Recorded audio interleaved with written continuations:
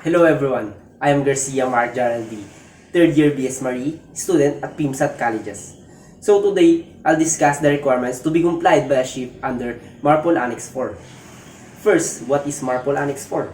MARPOL Annex 4, or Regulation for the Prevention of Pollution by Sewage from Ships. MARPOL Annex 4 establishes regulations for the prevention of pollution by sewage from ships.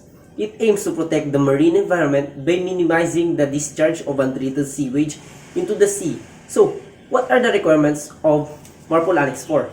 The key requirements are: ship must comply with specific equipment and discharge requirement to minimize sewage pollution. The ship must have sewage treatment plant. Ship must be equipped with an approved STP that meets operational requirements and certification standards. The effluent from the STP should not produce visible floating solids or cause discoloration of the surrounding water. Also, ship must have comminuting and disinfecting system.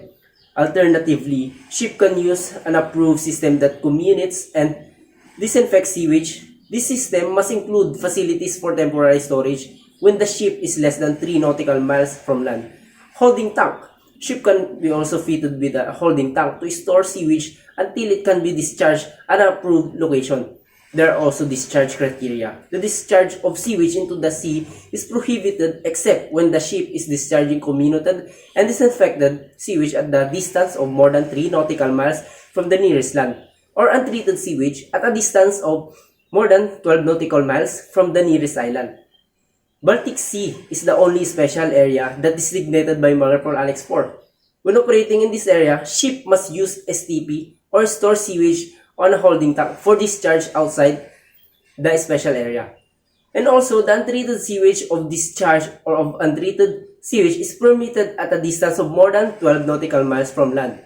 These are the requirements to be complied by a ship under MARPOL Annex 4.